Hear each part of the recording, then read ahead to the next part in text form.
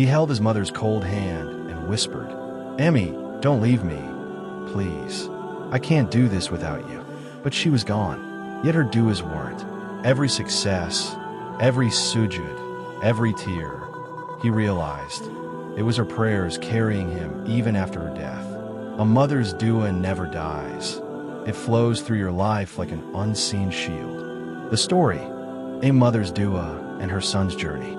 In the quiet of a small house, far from the noise of the world, there lived a woman whose eyes were lined with exhaustion, but whose heart was a reservoir of love. Her hands were rough from years of work. Her shoulders stooped from carrying burdens too heavy for one soul. But her tongue never ceased whispering the name of Allah. She was a mother, and her entire world was wrapped up in a single boy, her son, Hamza. Hamza had grown up watching her struggle, though she tried to hide it. Every morning before the sun rose, he would wake to the faint sound of her whispering du'as in the stillness of dawn. "Ya Allah," she would murmur, her voice trembling, "protect my son from every harm. Make him among the righteous. Let him never bow to anyone but you." Hamza remembered those moments vividly. He would lie in bed, pretending to be asleep, listening to the rhythm of her weeping. Sometimes he could hear the way she pressed her forehead to the prayer mat, her sobs muffled as she poured out her entire soul to Allah. He never understood how a heart could hold so much love, so much fear, so much reliance, until he grew older. Life was not kind to them. His father had passed away when Hamza was just a child, leaving his mother alone to raise him. She never remarried, never sought comfort in another home, because she used to tell Hamza, "My son, you are my amana. Your father entrusted you to me, and I will never let go of that trust." Those words pierced Hamza's heart every time. He saw the way she struggled to put food on the table, the way she skipped meals so that he could eat, the way her own clothes wore thin while she saved to buy him school books. And though she never said it aloud, Hamza knew she was breaking silently, piece by piece, in order to keep him whole.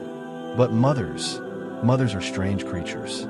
Their pain becomes invisible when their children smile.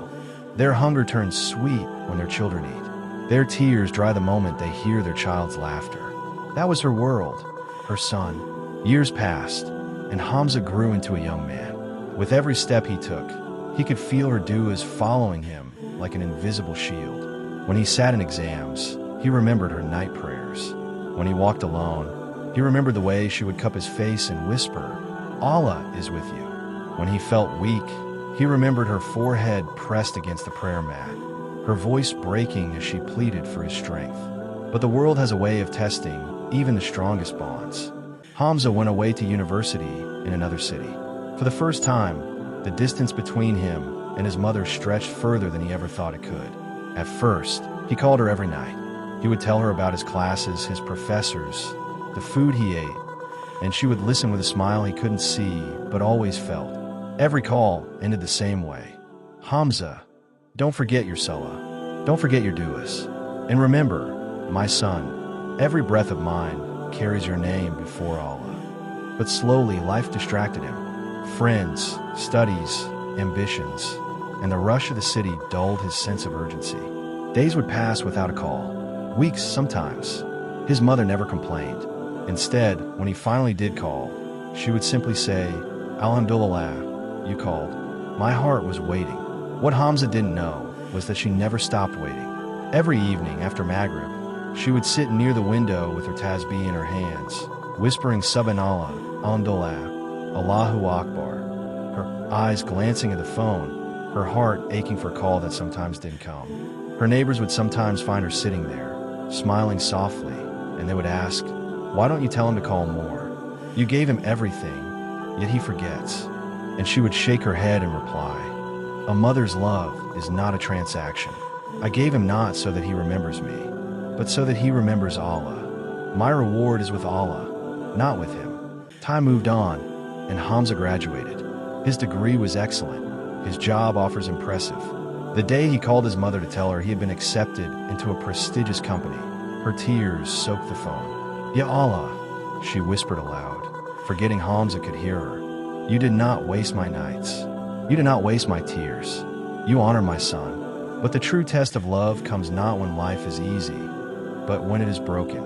Not long after he began his new job, Hamza received a call in the middle of a busy workday. It was his neighbor back home. "Hamza, your mother. She fainted today. She's at the hospital. Come quickly." The world stopped spinning. Hamza rushed home, his heart thundering, guilt crashing over him. When he entered the hospital room, he saw her lying there, frail, her face pale, her hands weak. But even then, her lips were moving in daiqur. Even then, her first words when she saw him were, "Alhamdulillah, you came, my son." Hamza fell to his knees, clutching her hand, sobbing, "Emmy, forgive me. I wasn't here. I wasn't with you." She brushed his tears with trembling fingers. "My son, don't cry. This world was never meant to keep us together forever. But every dua I made for you, every tear I shed, it was never wasted. You are my sadaqah, Yariya. If I leave tomorrow, you will carry my prayers in your chest." Hamza wept like a child. In that moment, every memory of her sacrifices returned like waves crashing against his soul. The nights she stayed awake while he slept, the mornings she went hungry while he ate, the days she carried the world so that he wouldn't feel its weight. And he realized, no matter how much he loved her, it would never equal even a fraction of her love for him. He stayed by her side day and night, serving her as best as he could. He fed her with his own hands, just as she once fed him. He prayed next to her, their duas mingling in the quiet of the hospital room. And every time he drifted to sleep in the chair beside her bed, he would wake to find her hand resting gently on his head, her lips whispering, "Ya Allah, keep my son firm on your path." Weeks turned into months. Some days she grew stronger, some days weaker. But one thing never changed, her dua for her son. And then, one night, as the world outside slept, Hamza woke to hear her voice. Soft, broken, yet filled with peace. "Ya Allah, you gave me a son when I had nothing. You allowed me to raise him with love. Now I return to you, leaving him in your care. Ya Allah, never let him be alone. Guide him, protect him, forgive him. Let my death not break him, but bring him closer to you." Her hand slipped from his. Her chest rose one last time. And then, silence. The room felt colder than death itself. Hamza clutched her lifeless body, his cries filling the air. "Emmy, don't leave me. Please. I can't do this without you." But she was gone. Her body was lowered into the earth the next day. As the soil covered her grave, Hamza whispered through his tears, "Emmy, you lived your whole life making dua for me. Now it's my turn. Ya Allah, shower mercy on my mother. Raise her rank in Jannah. Forgive her sins, and reunite me with her beneath your throne." From that day on, Hamza changed. He woke for tahajjud as she once did. He gave in charity as she once sacrificed. He carried her Quran with him, reciting from the same pages her tears once stained. Every success he achieved, every good deed he performed, he whispered, "Ya Allah, this is for my mother." And though she was gone, Hamza could still feel her presence. In every dua he made, in every sajda he touched, in every tear he shed before Allah. Her love had not ended with her death. It had only transformed, living on in his heart, carrying him closer and closer to Jannah. Because that is the truth of a mother's love. It is not bound by time, nor broken by death. It is written in the heavens, carried in duas, and preserved in the mercy of Allah. Hamza could not forget the sound of soil falling on her grave. Every thud was like a hammer striking his chest. He stood frozen as people patted his shoulder, whispering, "Be patient, brother, she's in a better place." But what is patience when the one who held your world together is lowered into the earth? What is comfort when the voice that once called you Beta will never echo again? For days, Hamza wandered through life in a haze. The house felt unbearably empty. He would walk into the kitchen and expect to see her standing there, making tea, her lips moving in quiet daiqur. He would wake at night and half expect to hear her soft sobs as she made dua. But there was only silence, silence that tore his soul. One night, unable to sleep, he sat on her prayer mat. It still smelled faintly of her, of musk, of tears, of years of sujud. He held her tasbih in his hands, his tears falling onto its worn beads. And for the first time in his life, he raised his hands exactly the way she used to, his voice breaking. "Ya Allah, I lost my mother, but I know she's not lost with you. Ya Rahman, forgive her. Ya Rahim, grant her Jannah. Ya Kareem, let every tear she shed for me become light in her grave. Ya Allah, if I am the only Sadaqah Yariyah she has, then let my life be nothing but a means for her elevation. That night changed him. He realized that his mother had left him two gifts: the memory of her sacrifices and the power of dua. If he wanted to honor her, he had to live the way she prayed for him to live. Hamza began to build his life again, but this time with a new anchor: Allah and the memory of his mother's dua. He woke for far, even when sleep weighed heavy on his body, remembering the way she would stand at dawn and whisper his name in her duas. He gave in charity, even when money was tight, remembering how she once gave away her only gold bangle to a needy widow, saying, "If my son eats tonight, then let someone else's son eat too." As months passed, Hamza's colleagues began to notice the change in him. He wasn't just ambitious, he was grounded. He wasn't just successful, he was generous. Whenever someone praised him, he would smile softly and say, "If you see goodness in me, it is because of a mother's dua." Years later, Hamza married. His wife, Amina, was gentle and kind, but what drew him most to her was her respect for mothers. On their wedding night, instead of asking for gold or gifts, she asked him, "Tell me about your mother. Tell me the duas she made for you." Hamza's eyes filled with tears. He spoke for hours, describing her sacrifices, her prayers, her love. Amina listened, her own eyes moist, and finally said, "Then my mission is clear. If Allah blesses us with children, I want to be for them what your mother was for you." And Allah did bless them, with a daughter first, then a son. When Hamza held his baby boy for the first time, he broke down. He pressed the child against his chest, whispering, "Ami, if only you were here to see this. Your dua lives on." That night, as his wife rested, Hamza held his newborn son and sat on the same prayer mat that belonged to his mother. He raised his hands, just as she once did, and whispered, "Ya Allah, as my mother prayed for me, I now pray for him. Protect him from the fire of Jahannam. Fill his heart with Quran. Make him a servant of your Deen, and let my mother's reward continue through him."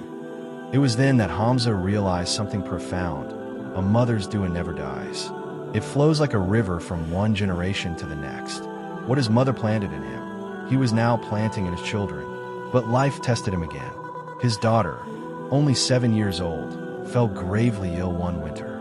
The doctor spoke in complicated terms, but all Hamza heard was, "There's nothing we can do." The memory of losing his mother came crashing back. He fell to his knees beside his daughter's hospital bed, tears streaming, whispering the same duas his mother once whispered for him. "Ya Allah, you gave me this child. You can heal her. Ya Shafi, place cure in her body. Ya Rahman, don't let me taste the pain of losing her. But if you decree otherwise, let me be patient and reunite me with her in Jannah under the shade of my mother's smile." For days he barely ate or slept.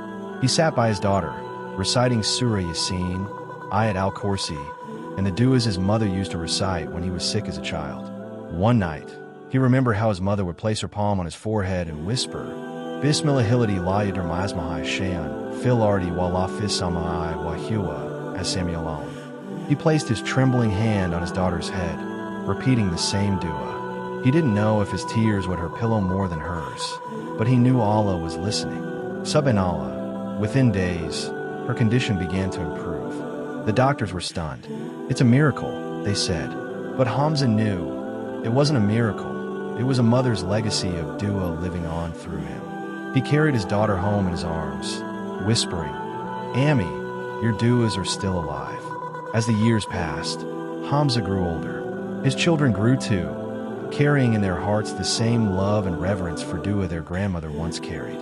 On the walls of their home hung a simple framed calligraphy that Hamza had placed. A mother's dua is a fortress of mercy.